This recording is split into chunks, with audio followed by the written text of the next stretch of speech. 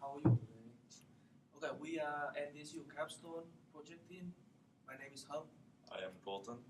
I'm Jake. Ryan. and we do the project that's called convert the Java program to the XML to the PowerPoint slide. So first, we need to take a look about our company. So our company is Adventium, and their headquarters is in Minneapolis, Minnesota, and they start a real world experience member with the high quality programmer. And in the past 10 years, they have done successfully 53 projects, and they already have 8 patents, and 2 are in pending and 4 international. And we should take a look about what does the company do. So they develop a solution for safe and secure software intensive complex system, and they use the curated access to the model-based engineering tools library in short-term Camet library.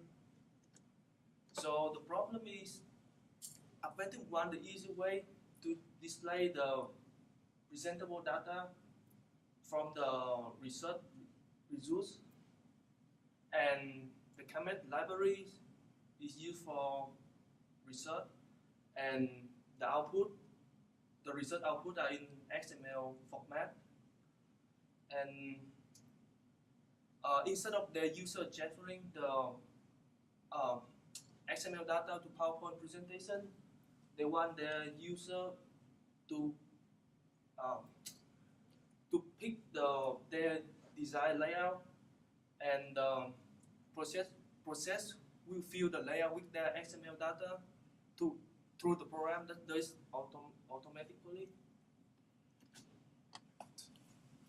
So like Hung said, we're trying to make PowerPoints based off of XML data and a PowerPoint template so that it's easier for people in the military that are using the CAMET library to make presentations with the XML data that the library will output. So the first thing we need to do is unmarshal an XML file. And what unmarshal means is to take something from like a transferable form to an executable form. So I think of it kind of as like a zip file. If you use a zip file to compress your data to make it easier to move from one place to another, and then you unzip it, that would be the unmarshaling process. So that's what we're doing with XML. We're also reading PowerPoint and creating PowerPoints with Apache POI. Apache POI is a framework that allows us to read tables, read slides, create templates. We're also going to map the elements. So what that means is we're going to take the XML files that we get from the CAMET library, and we're going to take our PowerPoint templates and we're going to try to merge them together, like find specific elements from one and specific elements from the other, and put the data into the PowerPoint presentations. And we also check code with PMD. So PMD is something that Adventium uses to check their code for correct coding standards. So underneath is an example of me running PMD. So public static void main string args. It wanted me to declare string args as final, which I thought was kind of funny because I've never done that in a main file. And then it also told us to use comments for methods, which is a good coding standard. We didn't do that for the main file, but it was interesting to me. Resources we're using is JAXB for unmarshaling. We're using Apache POI for reading and creating the PowerPoints, PMD for checking our code. GitLab is our repository. We're using NDSU servers, and we also have a couple of accounts for our sponsors to access the code too. We're using Eclipse as our IDE, programming in Java, and we're using PowerPoint and XML to create. And although we're not working directly with the CAMET library, this is a tool that's being made specifically for the CAMET library. The idea is that people that are using the project, doing the research or whatever, the results will be put out as XML data. They already have ways to read CSV and all that, but they wanted a way to read the XML data to put into a PowerPoint slide, not just Excel or whatever. But the little bit of background about the CAMET library is, like Hung said, it supports model-based development methodologies, allows ongoing testing, and analysis of the system level requirements. So they came up with this idea, this library, because they wanted to make it more cheaper in the development of any program for the users, so that way they weren't getting to the end finding out that they need to go back and fix system level requirements. It'll constantly be testing that, and our reports are part of the output and the solution. So Yeah, for our schedule, we split up our schedule into 3 different sprints. For our first sprint, we started up our environment. That includes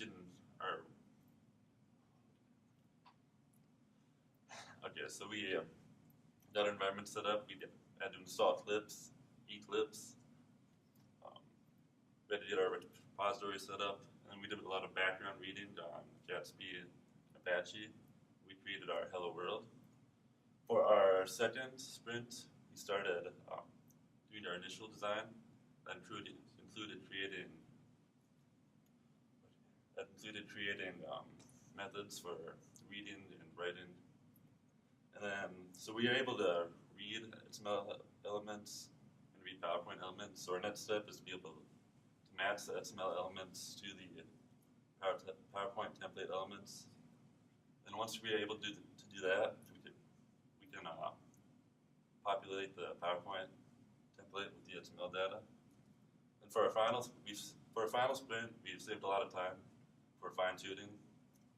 We plan to split the data across multiple slides, and then if we are able to, we can add cross-platform consistency.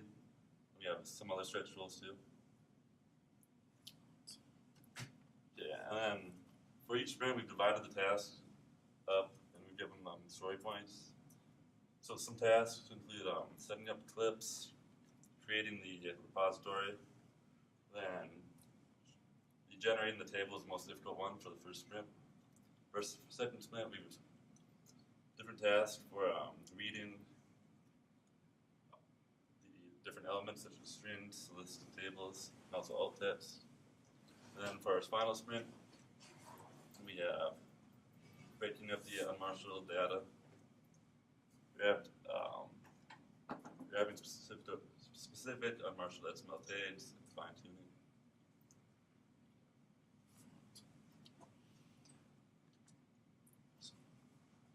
All right, so our current progress on the project, we were able to read in a PowerPoint template, which is being provided so that we can make the right elements for the created presentation. We're able to find the alt text, the text, list, and tables. So we want to be able to take the PowerPoint template and read in text, list, tables, which we were able to do already. And then one thing that was difficult was finding the alt text. And what alt text is it's this thing in PowerPoint for how you would describe a slide to someone who's blind, except we're using it for unique IDs so that we can map it correctly. We're unmarshalling the XML files, like I said earlier, and creating a PowerPoint presentation. And then what we still need to do is write alt text to the output PowerPoint, except we're not sure if copying the template over to the new PowerPoint will transfer the alt text. We might not need to do that. And we also need to combine the 3 main steps, which is shown in this little example here, PowerPoint template and XML file, go into the program, and then output a PowerPoint presentation. So this is an example of our unmarshalling process. If you look at the output here, it's kind of gross, but this is the XML file on the left, and then on the right, the output is those elements. So when we unmarshaled it, we were able to get the string object, we were able to get the list object, and the table object. The table is pretty long, so we're going to have to find a way to go through all that data efficiently. So what we've done so far is we pulled in the XML data, and we still need to call the classes to get the IDs, the styles, the text. So we've been able to read a presentation, and we've also been able to write. In the read presentation, the idea is that the user would be giving a template of a presentation, and we need to read that in so that way we can map the XML data to it. So far, we've been using for majority of the, it's like title and list, or title and subtitle and paragraphs and stuff, we've been using the AT here tags to grab that data. And then with the list, we've been doing the alt text. What we want to do is use just alt text to eliminate having to use both. So we have to transition to just using alt text completely. And yeah, so this is what the template would look like. The example template we have. So just that would be a layout, and then they could fill that in with the XML data once everything's mapped together. On the creation of the presentation, this is what it would look like if, once the project is done, this is what they would get out, filled in with their information. What we have so far is that we've been able to create a presentation based on the template, but everything's been hard-coded in with strings values, and that's what our next plan to finish out this sprint is, to use actual XML data. So adding the title, the list, the table, and populating the table, that's kind of what's all shown here. Instead of iterating and creating multiple slides based on how much data there is, we copy the template and then just fill that copy of the template with the XML data. And what we want to do still with the presenting or creating of the table or the template is being able to make multiple slides for, let's say, if there is a certain amount of columns in one direction for a table, we want it to print out onto another slide so it's not, shrunken down super tiny so you can't see it onto one slide. Same goes for rows. If there's so many rows, we want it to extend onto the next slide. And we want to make sure that everything is referenced with an alt text, so we're not just putting data in there that can't be grabbed and edited later. And this kind of our stretch goal also with the multiple slides is edit in style of all the slides. Right now we just have kind of the basic layout, but we want to be able to, so like the user could maybe add a footer to all their slides with their company name, or a specific color for their text or their labels and whatnot. So that's something we still have to discuss a lot more, and that's kind of something that would be in the fine-tuning stages. Okay, so far for project, we've come across a few issues, and we have some risks we are concerned about. So for the first issue we had was with our Git repository. We had to set it up on the NDSU server, which meant our sponsors needed NDSU emails. So it took us a little bit to get that situation. And then also we had some issues with the logger. When we originally committed the logger, the three of us were no longer able to run the project, so we had to go back on that. And some potential risks we have is merging conflicts. And also we were unsure of the use of alt text at first, but we got that resolved and we are able to use it. So a little reflection on what we've done so far. We're really happy that we were able to actually access the alt text. We were really nervous about not being able to do that and didn't know how we were going to be able to access tables. Everything else was fine, but data and tables was kind of difficult without the alt text. We were able to actually read and write PowerPoint slides. Coming into this with no knowledge, we were really excited that it's going as smoothly as it is. That kind of merges in with the project is on track with the original plan. I think that our original plan left us enough time for error. There was quite the margin there, so that was a plus.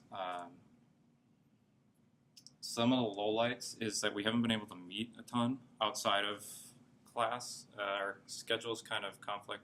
We have a lot of conflict in our schedules. Now that we have one less class a week, we'll be able to meet a lot more, and we want to plan to probably meet 1 or 2 times at least a week to really kind of work things out together and everybody's on the same page, because that was kind of one of our issues was not everybody was necessarily on the same page all the time. Some people understood things more than others. Questions weren't being asked, so some people seemed to get behind on things. Another big thing that we're not great with is documentation. We put it off till last minute. We found that if we were to work on it periodically throughout the week or through the whole sprint, we put things down as soon as it happens, keep on top of it, we can actually get more detail in our documentation and have more understanding if we approach it right away. So that's an issue that we want to fix for future sprints. So our next step is to finish out Sprint 2, which we're in the middle of right now. We want to actually create the presentation with the XML data, not with hard code. And to do that, we have to figure out how to map them correctly. In Sprint 3, it's a lot of fine-tuning and stretch goals. Like I said earlier, we want to make the table go across multiple slides. Another thing we really need to focus on that we haven't focused on a lot with is edge cases. We want to make sure that a user can't put in XML data that doesn't fit the schema and crash the program. We want to make sure that those edge cases are there and catches that. It just wouldn't be good to have a program crashing for these people when they're trying to do their research. And like I said, just fine tuning. We want to add, I believe we want to add more detail so people can represent themselves in more of their way instead of just having the basic PowerPoint template. And there hasn't been a ton of discussion on user interface yet, but I assume there will probably be some talk of a user interface, whether that's the company finishing that for us or us maybe implementing it in the stretch goals if we get ahead of schedule. So, any questions? Great presentation overall. Sounds like a fun project. And Thank you. great job. You guys are really doing really well with like planning, and it seems that you guys know what you're doing at this point. It's pretty clear. Quick question is, I kind of missed from the beginning. So I understand that all the data is coming from some sort of XML that you need to generate PowerPoints from.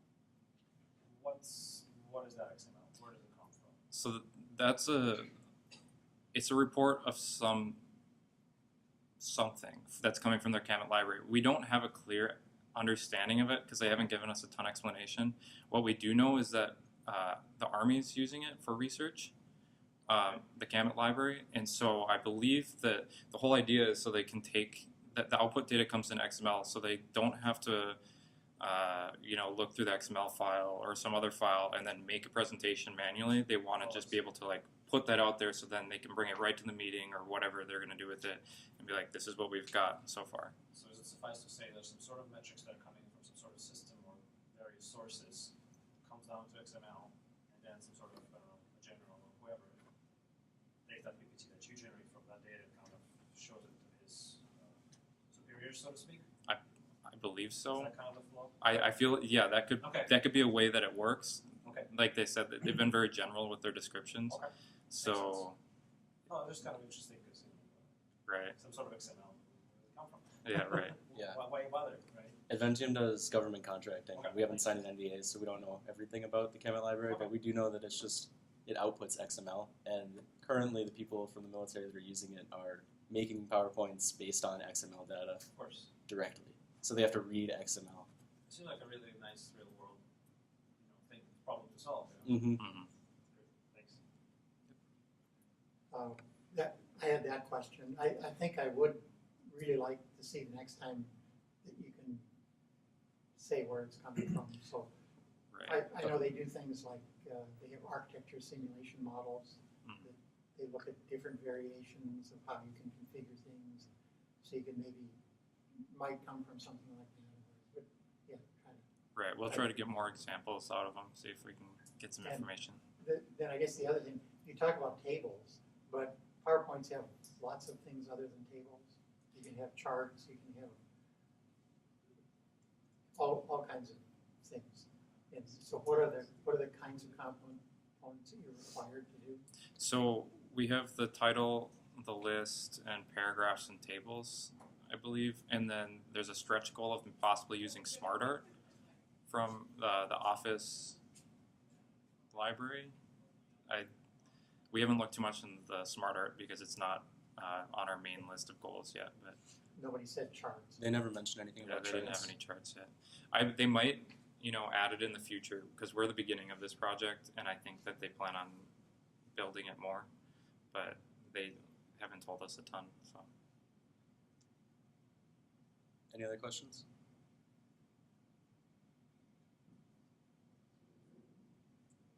all right, thank you.